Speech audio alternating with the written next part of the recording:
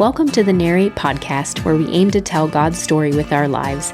We'll be continuing to post the Sunday message each week, but we want to dive a little deeper and offer some content to supplement your life with God, and that's where our Beyond Sunday series comes in. Join Adam and Narrate staff as they provide thoughtful discussions, ideas, and interviews that go beyond the message you'll hear on Sunday. Okay, so let's talk baptism, because your guys' story is such an awesome amalgamation. Roman Catholic background for Jake, Reformed Dutch for you. Yep. We got to baptize Addie this last, I guess, August. Mm-hmm. So I don't know how you want to dive into it, but how did you get there? Yeah, well, I mean, we knew baptism was the route we were going to take either way. It was just a matter of whether it was going to be, in the Catholic Church or part of Narrate. Okay. Because Dutch Reformed baptizes infants? Mm-hmm. Okay. Yep. I guess I forget about that. Yeah. So you were infant baptized. I was an infant baptized, and Jake was an infant baptized. And, I have some family that was baptized when they were older because they were part of more of like a Baptist tradition. But so it's infant baptism just kind of made more sense to us. Just took us a while to figure out where we were going to do it and what we were going to do. Well, and I think one of the big things that kind of made us make the decision was just the community of, a community of people that's going to be supporting Addie through her faith. And so, Narrate's been a big part of what we're, where we're at right now. And so I think that was a big decision of making that decision there. And, I think just for me coming from a, Catholic background, it's just that I really lean into the tradition, and so I think that was something that I always firmly believed in, and excited to have that opportunity and have people supporting her, and and what we can do to help support her and her faith as she continues to grow. But I think that was a big point of why we wanted to make that decision. Well, and we wanted to be intentional too because she is exposed to both, because your whole family is still very much Catholic and my family is not very much Catholic. So she still gets that both faith traditions. And so we wanted to, give her an opening to choose what she fits into too and what she resonates with. Sure. Because, tomato, they both eventually get to the same road. And so I think a lot of what took us a while to decide what route we were going to take was just, what the Catholic Church would accept. Like if you were to baptize, would they accept her baptism? Or if, like I know in the Catholic Church, if she was baptized there, most other places would accept that and recognize that. And so that was a big part of it too, is just, down the road for her, if she were to want to do something, like what's going to best help her get where she wants to go. And so we did the baptism class through Our Lady of the Valley, and that kind of answered a lot of those questions, because they were like, it doesn't matter where you're baptized as long as you've been baptized, unless it's like they had a few caveats of unless it's some crazy like cultish group that baptized you that we're not so sure about. And it has to be in the name of the Father, Son, and the Holy exactly Spirit. They're like, as long as it follows all of the the tradition of it all, they're like, you're recognized. And so that was a big reason, because then it did really come down to community of, we're a big part of Narrate and not as much a part of the local Catholic Church here. And so it made more sense to us in the end to have, the people that are always around us faithfully to be there for baptism. Although there was a season where you were going to, like, Father Shea would baptize and then we would dedicate, baptizing her was a privilege and awesome, but I was also looking forward to just the, like, prophetic voice of that, of just the, like... Yeah, there was a lot of things thrown around. Has it always... because it would seem like you guys are such an odd couple in that space, but I've never got the sense that it's antagonistic. Has it ever been for the two of you? No, I think to me that's one of the...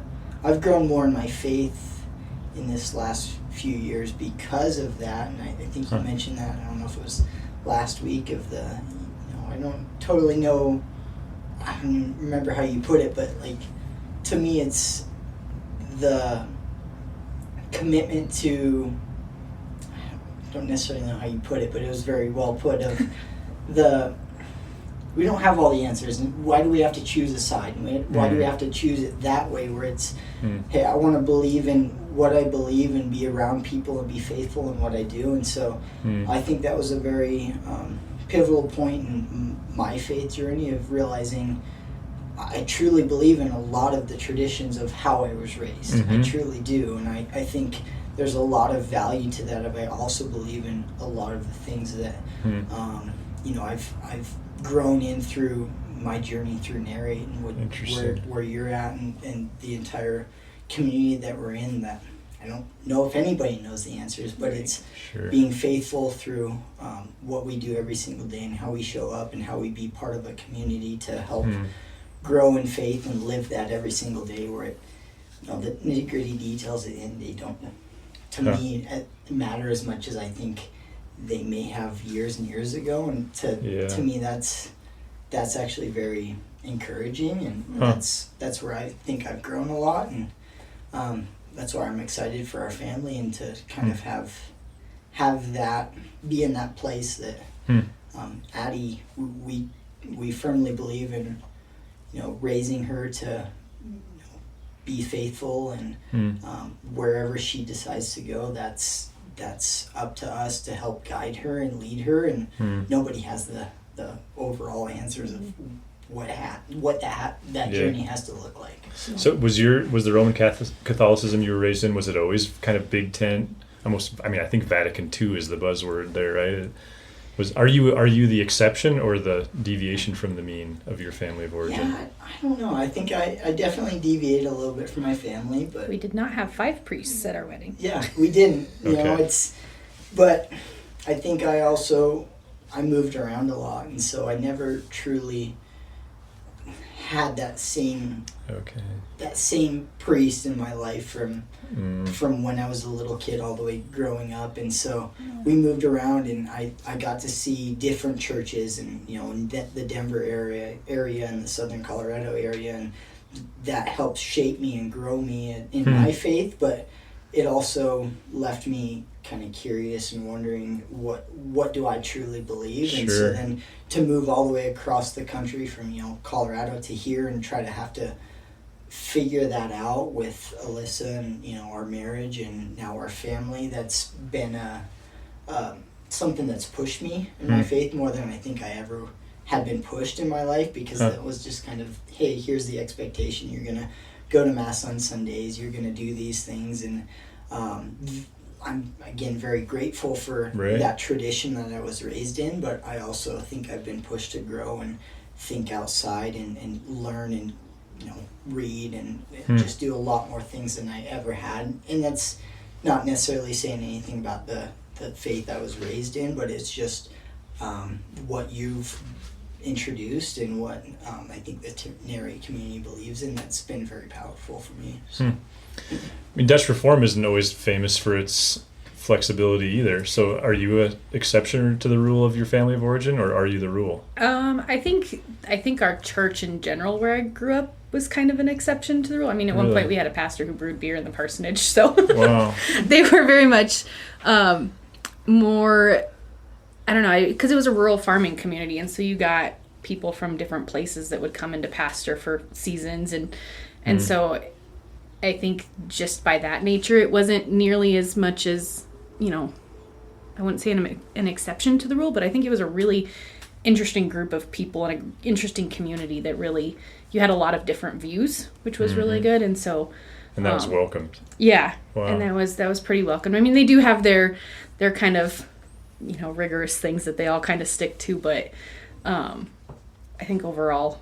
I don't know, and not all of my family is Dutch Reformed either. Okay. So my mom, even though my mom and my family still attends the church that my mom was baptized in and my mom was married in and my grandparents were married in, not all of her siblings attend it.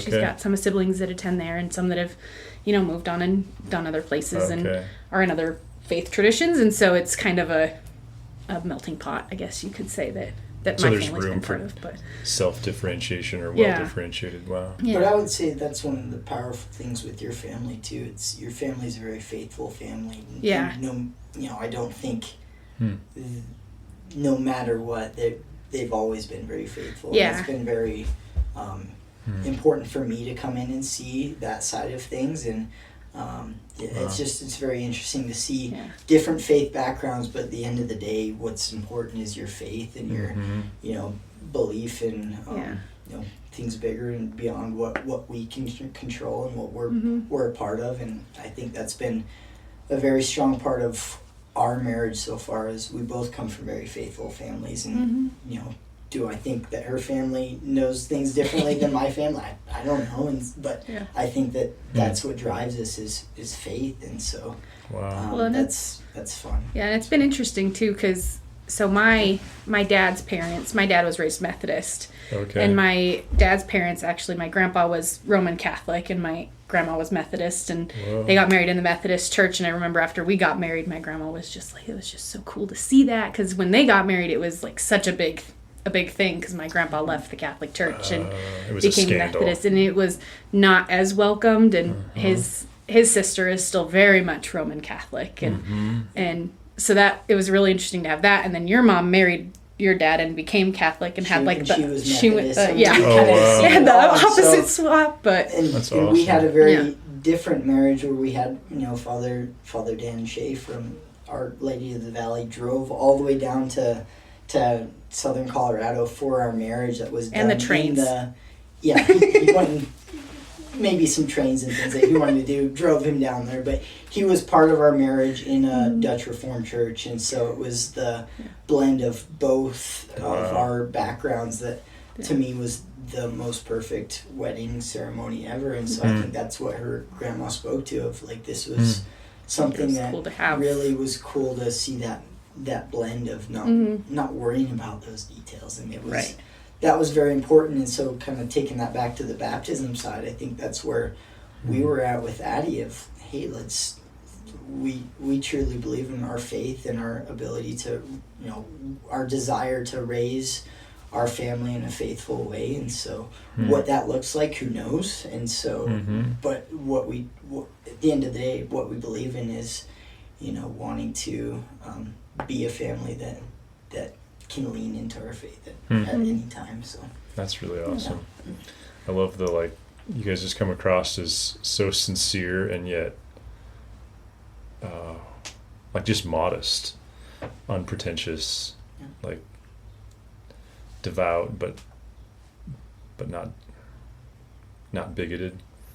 Which I think that's one of the real tensions right now, is there's this lack of trust that we can be convicted and compassionate. It's hard. Yeah, it is hard. So if one of your evangelical friends asks you, so why baptism, not dedication? Not that we're here to make one better than the other, but just how do you guys, and we can cut this if you don't like it, I'm just curious, because it's such a complicated, beautiful mess. And even this year, just kind of give context, for the first time, we're actually going to do a dedication at the baptism, which I'm really excited about. Yeah. As I think there's some dedication families that are finally starting to see, if this matters, it matters. Yeah. But for you guys, why baptism, not dedication? Well, and I think we a lot of it leans back to, we were both infant baptized, and then we, both later did, in different ways, did confession of faith or confirmation. Confirmation, whichever we do confession. Reformed call it confession of faith. So as an adult, at some point, you're like, I'm owning this. Yeah, where you consciously make the choice and say, okay, now I just want to profess my faith to How the congregation. old were you when you did that? I think it was 11 or 12. Really? When I did that. So and you sat down with the council and they asked you questions and that kind of thing. Just a lot of what you ask people when they're at, they say what they want to be baptized. So to us, it was kind of like, well, they're, either you're baptized as an adult and you do kind of that profession route, or you're dedicated as a child, which is, for us was the whole point of it too, was also saying, hey, we recognize we need help as parents. And this child is not necessarily just ours. It's also God's child. And so we kind of were like, whether that's, you say that as a dedication or a baptism, we were like, it's kind of a, half a dozen of the other kind of thing. Sure. We're like, either way, Addie still gets that point in her life where she gets to truly choose.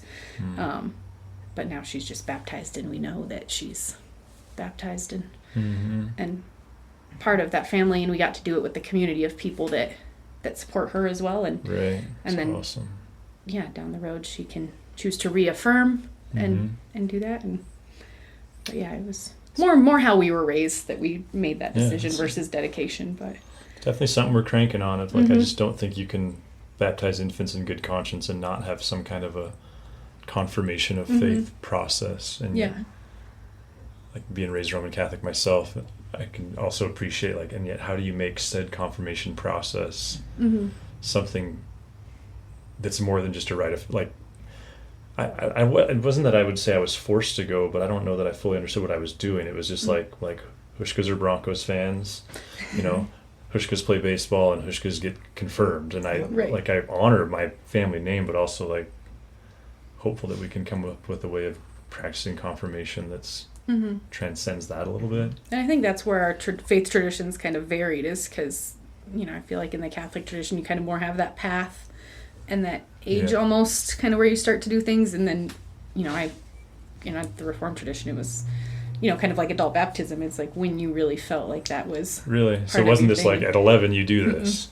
No, it was so very much when you want to be all of your friends that you've right gone through these things in the past, you go through confirmation with. Right. Yeah, no, it was when you wanted to make that move, you approached and said, this is what I want to do. And then that's when you were technically considered a full member of the church kind of thing. But you have to be in the directory. and I think that's where I'm very fall in a strange place, and I'll recognize that. But I truly believe in the tradition and the background of how I was raised, and I did all of those things, the first communion, the confirmation, all of that, and it was impactful to me, and at that time it was very, very, very important to me, but I understand that's not necessarily always the path, and I think the world has changed and things have changed, and what we believe in and what we want to push Addie towards is, at the end of the day,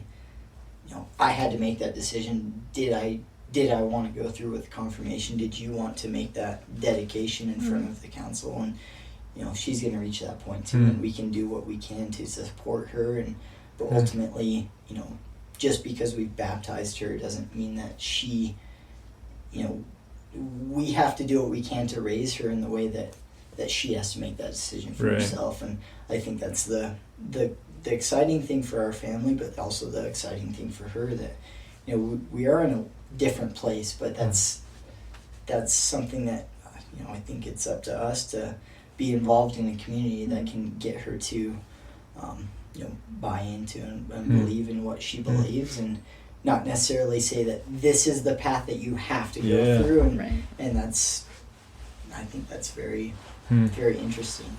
But within the Christian orthodoxy, big tent stuff, you guys kind of are the choir. You're just, when I talk about that, I'm preaching to the choir to you guys, because it sounds like that's a part of your family of origins, which is not common. What a gift you were given, and it sounds like are committed to giving back to Addie. That's awesome. I think that's been what truly shaped me. There's been a lot of things that have shaped me, but I think that has been a core of who I am as a person, is my family and what they believe in, but a major part of that was their faith, and so I would love to be in a place that what we can do, if there's anything we can do for Addie as we raise her, it's we can kind of reciprocate that, and however that looks, and I don't know how that's going to look, and that's totally fine with me, and it took me a while to get to this place of where I'm at, but I'm You're not anxious very about okay with that. I'm not anxious where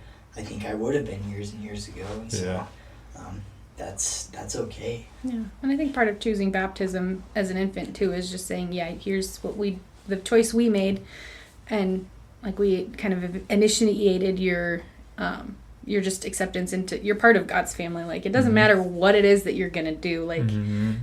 You've been accepted, and you're part of His family, and even if you don't 100% feel like that part of that family, we're still there. He still loves you. He'll just kind of follow you as you go.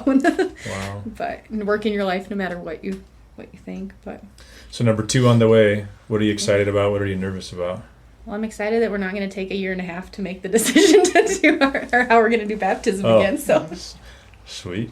But no, I'm excited to see. Are you baptizing like this August? August? Yeah, we've talked about it, but we haven't told you yet. Sweet. So. Well, yeah. Or we get to do that. Pretty easy. Pretty sure you passed muster, but anyway. So you're excited. Just in life in general, what are you excited about? I mean, it's hard to envision. It is hard to envision, but I'm excited to see Addie as a big sister. I think she's going to be really fun because she's already a really fun kid to watch, and she's very independent, but like even the last few weeks watching her, play with her stuffed animals or her little baby doll, and I'm excited to see what she's going to do with a live baby around to talk to and sing to. And her mischievous eyes. That too, yes. I'm also worried about some of the trouble she might cause, but... No, but I think we're at a...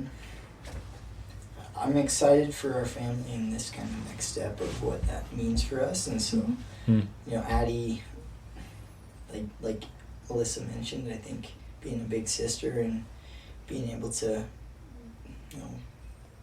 shape and morph our family and know that, things always change, and so a second kid is going to totally change our world. And I don't think, we're 2 weeks out of Alissa being due, and so I couldn't tell you what that's going to look like. And I'm not an expert at all, and we didn't know how the first one would change our world. We don't know how the second one's going to change our world, but I think at the end of the day, we know that the center of our life and what we believe in is being people of faith and being people of character and commitment and leadership to one another, and what we can do to show up in a community. That's stuff that's in our control. The other stuff, who knows? And so, but that's fine, and I've accepted that, and who knows what this next stage is going to look like. But that's fun to me. So, have you always been a really adaptable person?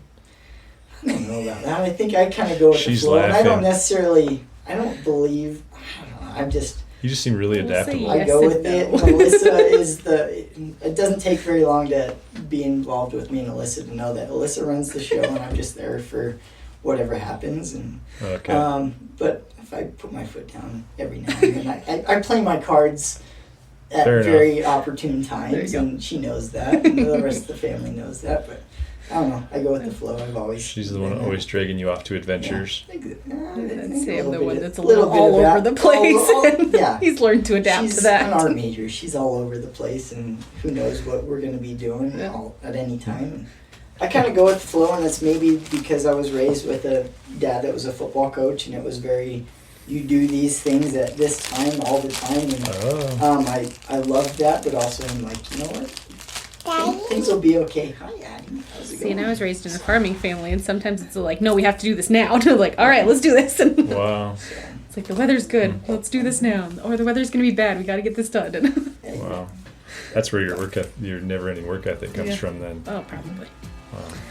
Yep. Well, you guys bring a lot of value to all of us, so thank you. Thank you. We're just happy to be part of this community. Oh, man. Sweet. Well, thank you guys so much. Yeah, thank you. If you'd like to learn more about Narrate Church, find us online at narratechurch.org. You can also look us up on Facebook or Instagram. Thanks for listening.